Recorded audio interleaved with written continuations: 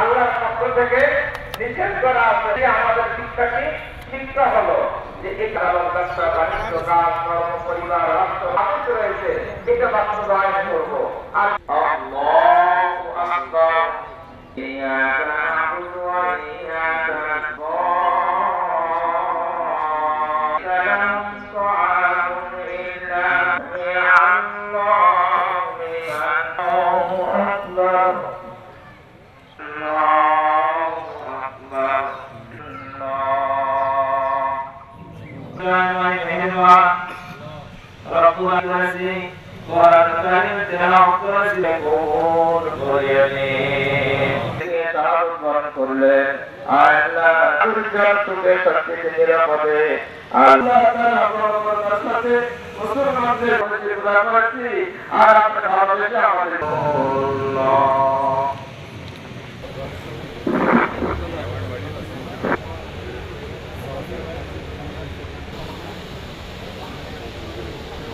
এই ঈদে জামা জুতো অ্যাক্সেসরিজের ডিসকাউন্ট।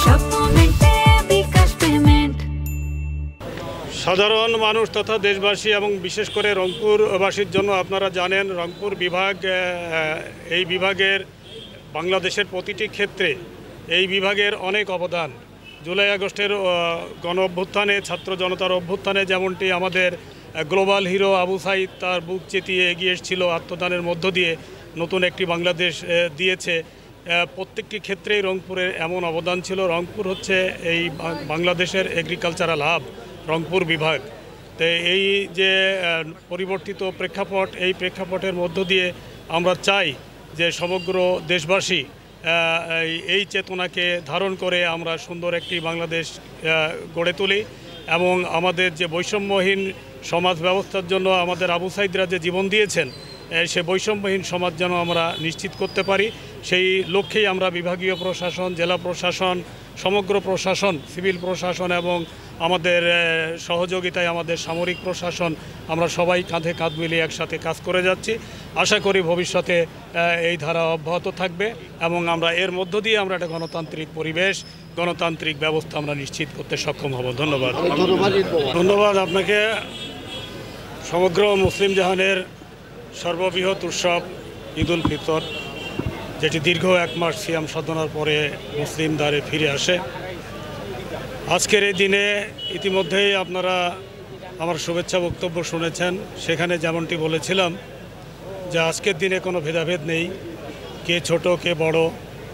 এই উৎসব আমাদের সার্বজনীন উৎসব, সবার বাড়িতে সবার দাওয়াত আজকের দিনে।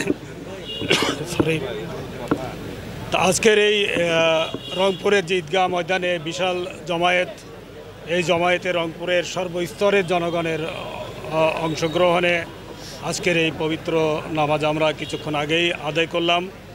আজকের দিনে সরকারের পক্ষ থেকে রংপুরবাসীর জন্য যে মেসেজ, সেটি হচ্ছে এই পরিবর্তিত প্রেক্ষাপটে জুলাই আগস্ট ছাত্র জনতার যে অভ্যুত্থানের মধ্য দিয়ে আমরা একটি নতুন সূর্য পেয়েছি, নতুন একটি বাংলাদেশ পেয়েছি। প্রতিদিন আমরা একটি সূর্য, একটি নতুন বাংলাদেশ দেখতে পাই। এই বাংলাদেশটি এমনভাবে আমরা গড়ে তুলব সবাই সবাইকে নিয়ে, সবাই মিলেমিশে, যেখানে থাকবে না কোনো ভেদাভেদ, থাকবে না কোনো বৈষম্য, থাকবে না কোনো অন্যায় অনাচার অবিচার, থাকবে ন্যায্যতা, ন্যায় বিচার, স্বচ্ছতা এবং সকলের অংশগ্রহণ ও জবাবদিহিতা। এর মধ্য দিয়েই আমরা সুন্দর একটি সোনার বাংলাদেশ, স্বনির্ভর বাংলাদেশ, ক্ষুধামুক্ত বাংলাদেশ গড়ে তুলব। সবাই সবার জন্য আমরা এগিয়ে যাব, এই হোক আজকের দিনে আমাদের অঙ্গীকার। ধন্যবাদ আপনাকে। আলহামদুলিল্লাহ।